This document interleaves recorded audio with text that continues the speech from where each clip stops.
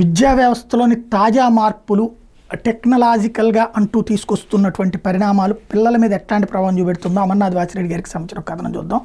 ఆయన middle class వ్యక్తి, తన పిల్లలకు మంచి విద్యను అందించాలనేటువంటి తపన ఇటీవలే ఇంటి దగ్గరలో ఆల్ ఇండియా చైన్ స్కూల్ ప్రారంభమైంది. దేశవ్యాప్తంగా అనేక బ్రాంచులు, సువిశాల క్యాంపస్, ఆట స్థలాలు, డిజిటల్ బోర్డు. స్కూల్ ఫీజు తన శక్తికి మించున్న పిల్లల భవిష్యత్తుతో రాజీ పడకూడదని తన ఇద్దరు పిల్లలను కొత్త స్కూల్లో చేర్పించాడు. స్కూల్ ప్రారంభమై 3 నెలలైంది. గతంలో లోకల్ స్కూల్కి పిల్లలు చాలా ఇష్టంగా వెళ్ళేవాళ్ళు, ఇప్పుడు ఇష్టపడి వెళ్తున్నారు. గతంలో ఇంగ్లీష్ మాట్లాడడానికి తటపటాయించేవాళ్ళు, ఇప్పుడు ఆత్మవిశ్వాసం పెరిగింది, ఇంగ్లీష్లో మాట్లాడడానికి ఇష్టపడుతున్నారు. తమ ఎంపిక సరైందని భార్యాభర్తలు ఇద్దరు సంతోషపడ్డారు. మరో 3 నెలలు గడిచినాయి. స్కూల్ నుండి ఇంటికి రావడం తోటి పిల్లలిద్దరూ తలనొప్పి అంటున్నారు. డాక్టర్కి చూపిస్తే అయితే ఇద్దరికి మైగ్రేన్ వచ్చిందని ఏవేవో మందులు ఇచ్చాడు. అవి వాడటం మొదలెట్టినప్పటి నుంచి పిల్లలిద్దరూ రాత్రి నిద్రపడడం లేదని బెడ్పై దొల్లుతున్నారు, లేచి కూర్చుంటున్నారు. ట్యాబ్లెట్ సైడ్ ఎఫెక్ట్స్ ఉండొచ్చు అనుకుని దాన్ని మార్పించిన పరిస్థితి మార్పులేదు. ఇద్దరు నిద్రలేమి, ఇన్సోమ్నియాతో బాధపడుతున్నారు. ఈలోగా పిల్లలిద్దరికీ కళ్ళు ఎర్రబారే, కలకొచ్చిందని మందులు వాడారు. పెద్దగా లాభం లేకపోగా అప్పుడప్పుడు కళ్ళ నుంచి నీళ్లు గారడం జరుగుతుంది. చిరాకు, ఏకాగ్రత లోపం, ఓ చోట నింపాదిగా కూర్చోలేకపోవడం జరుగుతుంది. పిల్లలిద్దరికి ఒకేసారి ఏమైంది? కొత్త స్కూల్కి ఉత్సాహంగా వెళ్తున్నారు. పిల్లలు ఇంగ్లీష్లో చక్కగా మాట్లాడాలి అనే తన ఎన్నో ఏళ్ల కళ నెరవేరే సమయంలో ఏదో చేతబడి చేసినట్టు ఇద్దరు ఇలా అయిపోయారు. ఎందుకు? దంపతుల సమస్యలకు మీ దగ్గర పరిష్కారం ఉందా? అసలు ఏం జరిగింది? పాత స్కూల్ వాళ్ళు తీసుకున్నారనే కోపంతో, పాత స్కూల్ వారు టీసీ తీసుకున్నారని కోపంతో పిల్లలపై చేతబడి చేస్తారా? కొత్త స్కూల్పైలో ఏదైనా దెయ్యం లాంటిది పిల్లలపై పునిందా? పిల్లలకి దిష్టి తగిలిందా? లేదా ఇంకేమైనా జరిగిందా? మనం మాయా ప్రపంచంలో ఉన్నాం. నలుగురు ఏది చేస్తే అదే చేసేస్తాం. ఇప్పుడు పెద్ద స్కూల్స్లో చేర్చడం ట్రెండ్.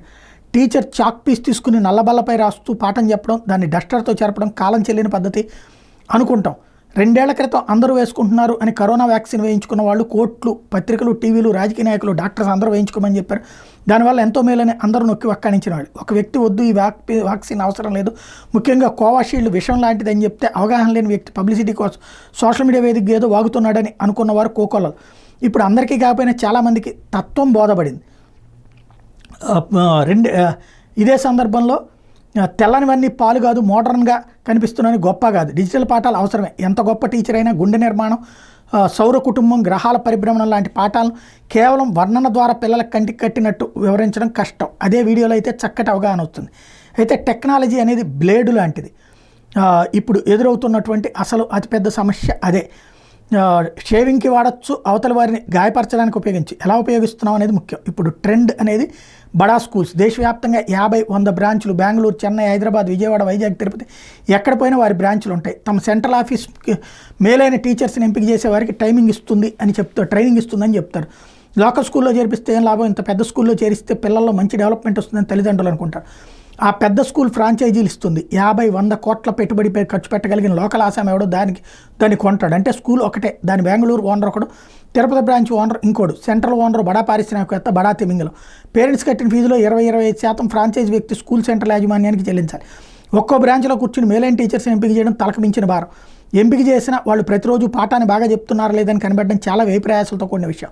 100 కోట్లు ఖర్చు పెట్టి కంచిగారుడు సేవ చేసుకునే ఓపిక వాళ్ళకు ఉండదు. కావాల్సింది లాభాలు. తమ స్కూల్ గొప్పతనాన్ని చూపెట్టాలంటే ఎక్కడో ఢిల్లీలో కూర్చుని దేశవ్యాప్తంగా 100 బ్రాంచెస్, లక్షల విద్యార్థులు, వేల టీచర్స్ని కంట్రోల్ చేయాలంటే డిజిటల్ మాయాబజార్. ఈ బడా తిమింగలాలు కనిపెట్టిన ఒక వికృత కేడ పూర్తి స్థాయి డిజిటల్ క్లాసులు, డిజిటల్ పాఠాలు. 1వ తరగతి నుంచి 10 లేదా 12 దాకా ఉన్న ప్రతి సబ్జెక్టు, ప్రతి లెసన్ని ముందుగానే రికార్డ్ చేస్తారు. ముందుగా ఒక్కో లెసన్ని నిష్ణాతులైన వాళ్ళ చేత స్క్రిప్ట్ రాయిస్తారు. చక్కటి ఇంగ్లీష్లో మాట్లాడగలిగిన టీవీ, రేడియో యాంకర్ల చేత ఒక్కో పాఠాన్ని రికార్డ్ చేస్తారు. అధునాతన టెక్నాలజీ స్టూడియోలు వాడి వీడియోలు తయారు చేస్తారు. మొత్తం లెసన్ డిజిటల్ హార్డ్ డిస్క్ రూపం ఫ్రాంచైజ్ బ్రాంచెస్కి పంపుతారు. లోకల్ స్కూల్స్లో ఇంత మంచి వీడియో లెసన్స్ ఉండవంటే ఉండవని కాదు, యూట్యూబ్లో ఇంతకు మించి కూడా ఉండేటటువంటిది ఉంటుంది, చూపెట్టచ్చు. అయితే ఏదైతే దాన్ని వాళ్ళు చూపించవచ్చు, కానీ వాళ్ళకి ఇంకా అంత తెలివితేటలు రాలేదు. స్టడీస్ అంటే కేవలం వీడియోలు చూపించడం అయితే పేరెంట్స్ పిల్లల్ని ఇంట్లో కూర్చోబెట్టి యూట్యూబ్ వీడియోలు చూపొచ్చు. అజ్ఞానానికి ఎన్నో కోణాలు. మరి సెంట్రల్ ఆఫీస్ నుంచి వీడియోలు పొందిన ఫ్రాంచైజ్ చిన్న తిమింగలో పేరెంట్స్ నుంచి ముప్పించడానికి డబ్బాలో గులకరాళ్ళు వేసి తిప్పితే ఎలా ఉంటుందో అలా గలగల ఇంగ్లీష్ మాట్లాడే వ్యక్తులు టీచర్స్గా ఎంపిక చేస్తారు. ఇంగ్లీష్లో చకచకా మాట్లాడితే అదే మేధోతనం అనే భ్రమలో జనాలు. చక్కగా పాఠాలు చెప్పడానికి గులకరాళ్ళు, డబ్బా, ఇంగ్లీష్కి మధ్య తేడా అంత సులభంగా అర్థం కాదు. ఈ గులకరాళ్ళ ఇంగ్లీష్ వాళ్ళు చేసే పని డిజిటల్ బోర్డు ఆపరేషన్ మాత్రం. మొదటి పీరియడ్ టీచర్ వస్తుంది, డిజిటల్ బోర్డు ఆన్ చేస్తుంది, పీరియడ్ అయిపోయాక ఆఫ్ చేసి వెళ్ళిపోతుంది. తర్వాత నెక్స్ట్ పీరియడ్ ఇదే సీను. మొదటి పీరియడ్ నుంచి చివరి పీరియడ్ దాకా స్పోర్ట్స్ పీరియడ్ తప్పించి అన్ని సబ్జెక్ట్స్ పీరియడ్స్లో ఇదే తంతు. రోజులో 7 పీరియడ్స్ ఉంటాయి. 6 పీరియడ్స్ డిజిటల్ బోర్డు చూస్తూ పిల్లలు గడుపుతారు. ప్రారంభంలో సరదాగా ఉంటుంది. పదే పదే చక్కటి ఇంగ్లీష్ వినడం వల్ల వాళ్ళ మాట తీరు కూడా మెరుగుపడుతుంది. కానీ రోజుకి 5-6 గంటలు డిజిటల్ బోర్డు చూస్తూ గడిపితే ఏం జరుగుతుంది? బ్లూ లైట్ అదే పనిగా చూడటం వల్ల కంటి శుక్లం దెబ్బతింటుంది, కళ్ళు డ్రైగా మారిపోతాయి, అలిసిపోతాయి, హస్వదృష్టి వస్తుంది. అలాగే కొనసాగితే అంధత్వం కూడా రావచ్చు. తలనొప్పి, మైగ్రేన్, మెడ, వెన్నుముక్క, భుజం దెబ్బతినే ప్రమాదం, నిద్ర పట్టకపోవడం, కలత నిద్ర, రాత్రులు నిద్ర లేకపోవడం వల్ల పగలు చురుగ్గా ఉండలేరు, ADHD, ఏకాగ్రత లోపం, ఒక పనిపై దృష్టి నిలబలేకపోవడం, హైపర్ యాక్టివిటీ, స్ట్రెస్సు, వ్యాకులత, జ్ఞాపక శక్తి తగ్గిపోవడం, మిగతా పిల్లలతో వ్యవహరించడానికి ఇష్టపడకపోవడం, ఒంటరితనాన్ని కోరుకోవడం, సోషల్ ఐసోలేషన్, కాల్పనికత, సృజనాత్మకత, ఊహాశక్తి దెబ్బతింటే అంటే ఒక రకమైన బుద్ధిమాంద్యత వస్తుంది. తెలుసుకోవాలని ఆసక్తి, నేర్చుకోవాలని తత్వం, క్రిటికల్ థింకింగ్ అడుగంటిపోతాయి. అంటే పిల్లల శారీరక మానసిక ఆరోగ్యం నాశనం, చదువు నాశనం, భవిష్యత్తు నాశనం. ప్రజలకు పట్టవు, మేధావులకు అవగాహన లేదు, లేదా అమ్ముడిపోయిన వ్యవహారం, టెక్నాలజీ మేళ ఒక తరం నాశనం అయిపోతుంది. ఎగువ మధ్య తరగతి కుటుంబాలు కరోనా అనంతరం యుగంలో పీడిస్తున్న మహమ్మారి, గతి తప్పిన అదుపులేని డిజిటల్ వ్యవస్థ, ఏదైతే డిజిటల్ విద్య, ఈ మెసేజ్ని వాట్సాప్ గ్రూప్స్లో షేర్ చేయండి, అందరిలో అవగాహన తీసుకున్నట్టు. రోజుకు ఒక పీరియడ్కి మించి వీడియో క్లాసులు ఉండకూడదు. పాఠాలను చెప్పడానికి టీచర్స్ అంటే డిజిటల్ బోర్డ్ ఆపరేటర్స్ కాదు, స్టడీస్ అంటే కేవలం వీడియోలు చూడటం కాదు. సర్వే జన సుఖినో భవంతు అని చెప్తున్నారు. ఈయన స్లేట్ సంస్థ వ్యవస్థాపకుడు.